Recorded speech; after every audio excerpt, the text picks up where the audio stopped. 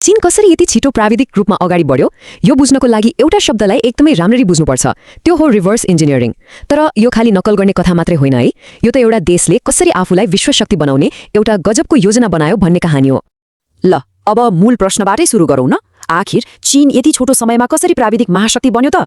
मतलब हिजोसम्म अरूको प्रविधिमा भर पर्ने देश आज आफै विश्वको नेतृत्व गर्ने दौडमा छ। यो कसरी भयो? धेरैको मनमा यही प्रश्न छ र यसको जवाफ कुनै जादु होइन, बरु एउटा गजबको सोचेरै बनाएको योजना हो। चीनको यो जुन चमत्कारिक विकास छ नि, यो कुनै संयोगले भएको होइन। यो त दशकौं लगाएर एकदमै धैर्यका साथ र एकदमै होशियारीपूर्वक चालिएको एउटा शक्तिशाली राष्ट्रिय रणनीतिको नतिजा हो। त्यो रणनीतिको केन्द्रमा थियो रिभर्स इन्जिनियरिङ। अब यो भनेको के हो त? सिधा भाषामा भन्दा अरूले बनाएको कुनै एकदमै सफल सामान किन्ने, त्यसलाई खोल्ने, पूर्जा छुट्याउने अनि हरेक टुक्राले कसरी काम गर्छ भनेर बुझ्ने र त्यही ज्ञान प्रयोग गरेर आफ्नै सामान बनाउने।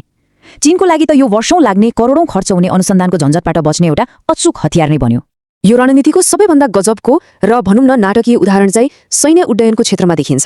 आकाशमा कोरिएको यो खाकाले चीनको महत्वाकांक्षालाई शब्दमा भन्दा धेरै प्रश्न पार्छ। आउनुहोस् हेरौँ यो कति गम्भीर थियो। अब हेर्नुहोस्, यो एकदमै रोचक छ। एकातिर छ संसारकै सबैभन्दा शक्तिशाली मानिने अमेरिकी F-22 ऱ्याप्टर अनि अर्कोतिर छ चीनको चेङ्डु J-20 जसलाई माइटी ड्र्यागन पनि भनिन्छ। यी दुईटालाई सँगै राखेर हेर्दा त केही समानता देखिन्छ नि, होइन त? दुवैको एरोडाइनामिक्स, राडारलाई छल्ने स्टेल्थ आकार, हतियार राख्ने तरिका, धेरै कुरा मिल्दोजुल्दो छ। तर यसलाई सिधै नक्कल मात्र भन्नु चाहिँ अलि अन्याय हुन्छ।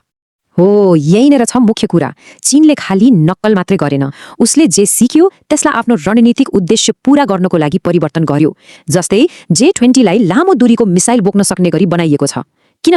ताकि प्रशान्त महासागर क्षेत्रमा अमेरिकी सैन्य अड्डाहरूलाई चुनौती दिन सकियोस्। यो नक्कल होइन, यो हो रणनीतिक अनुकूलन। अनि कथाले अझै अर्को मोड लिन्छ सेन्याङ J-35 मा आएर।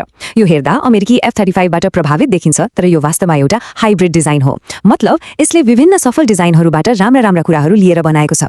यसले के देखाउँछ भने चीनको रणनीति एउटै चीजको नक्कल गर्नु मात्र थिएन, बरु धेरै ठाउँबाट सिकेर ती सबैलाई मिलाएर आफ्नो आवश्यकता अनुसारको एउटा नयाँ शक्तिशाली प्रणाली बनाउनु थियो।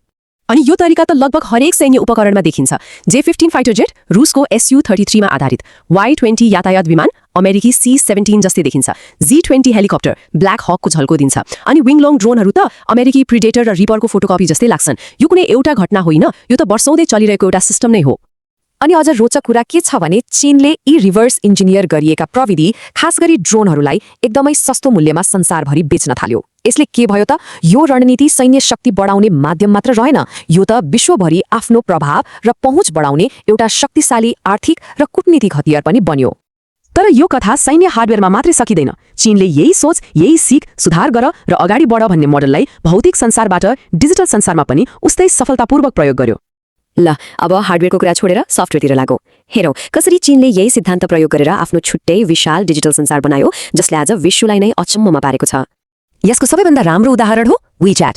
पहिलो चरणमा के भयो? WhatsApp जस्ता पश्चिमा मेसेजिङ एपहरूबाट आइडिया लियो।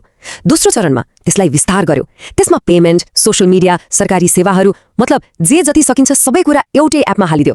अनि तेस्रो चरणमा यसलाई एउटा यस्तो सुपर एप बनायो जुन जस्तो त पश्चिममा पनि थिएन।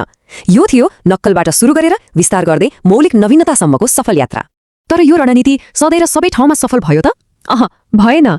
नक्कल गर्ने कुराको पनि आफ्नै सीमा हुन्छ र चीनले यस यात्रामा केही गम्भीर चुनौतीहरू पनि सामना गर्नु पर्यो, जसले गर्दा उसले आफ्नो रणनीति नै बदल्नु पर्यो। यो तुलनाले कुरालाई एकदमै छर्लङ्ग पार्छ। हेर्नुस्, विमानको बाहिरी डिजाइन, त्यसको आकार र हावामा उड्ने तरिकाको नक्कल गर्न सजिलो भयो किनकि त्यो बाहिरै देखिन्छ, नाप्न सकिन्छ। तर जेट इन्जिन जस्तो एकदमै जटिल कुरा जहाँ अत्यन्तै बलियो धातु चाहिन्छ, अत्यधिक तापक्रम सहनुपर्छ र एकदमै सूक्ष्म इन्जिनियरिङ चाहिन्छ, त्यसलाई हुबहु बनाउनु चाहिँ असाध्यै गाह्रो भयो। किनभने यसको रहस्य बाहिरी बनावटमा होइन, भित्री ज्ञान र अनुभवमा लुकेको हुन्छ। अनि जब प्रविधिको संसार AI, क्वान्टम कम्प्युटिङ र जटिल सफ्टवेयरतिर मुड्यो, तब त खाली नक्कल गरेर मात्रै पुग्ने कुरै भएन। यी क्षेत्रहरूमा अगाडि बढ्नको लागि त मौलिक सोच र शून्यबाटै सुरु गर्ने नवीनता चाहियो। हो, यही आवश्यकताले चीनलाई आफ्नो पुरानो मोडलबाट माथि उठेर आफ्नै अनुसन्धानमा अरबौं डलर खन्याउन बाध्य बनायो। अब यो पुरै कथालाई एउटा नयाँ नजरले हेरौँ। यो खाली नकल गर्ने वा सर्टकट खोज्ने कथा मात्रै होइन, यो त सिक्ने कला र आफूलाई समय अनुसार परिवर्तन गर्ने क्षमतामा महारत हासिल गर्ने कथा हो। यो प्रक्रियालाई यसरी कल्पना गर्नुहोस् त, एउटा विशाल प्रयोगशाला जहाँ विदेशी फाइटर जेटहरूलाई खोलिँदैछ, मिसाइल प्रणालीलाई टुक्रा टुक्रा पारिँदैछ र हरेक सानो सर्किट र सफ्टवेयरको कोडलाई गहिरेर अध्ययन गरिँदैछ। यहाँ नवीनता कोरा कागजबाट सुरु हुँदैन, बरु अरूले बनाएको सफल प्रणालीलाई भित्रैसम्म बुझेर सुरु हुन्छ। र यसले चीनको रणनीतिक विकासलाई 3 चरणमा देखाउँछ। पहिलो चरण थियो सिक्ने, जहाँ विदेशी प्रविधिलाई व्यवस्थित रूपमा खोलखाल पारेर बुझ्यो। दोस्रो चरण थियो सुधार गर्ने, जहाँ ती प्रविधिहरूलाई आफ्नो देशको लक्ष्य र आवश्यकता अनुसार परिवर्तन गरियो। अनि तेस्रो, जुन अहिले चलिरहेको छ, त्यो हो नेतृत्व गर्ने, जहाँ त्यो सिकेको ज्ञानलाई आधार बनाएर AI र 5G जस्ता नयाँ क्षेत्रमा मौलिक आविष्कारको लागि प्रतिस्पर्धा गरिँदैछ। त्यसैले अन्त्यमा हामीले बुझ्नुपर्ने सबैभन्दा महत्त्वपूर्ण कुरा के हो भने रिभर्स इन्जिनियरिङ चीनको लागि केवल एउटा छोटो बाटो मात्रै थिएन, यो त एउटा पुल थियो जसले उसलाई प्रविधिमा पछि परेको अवस्थाबाट आजको एक प्रमुख विश्व शक्ति बनायो।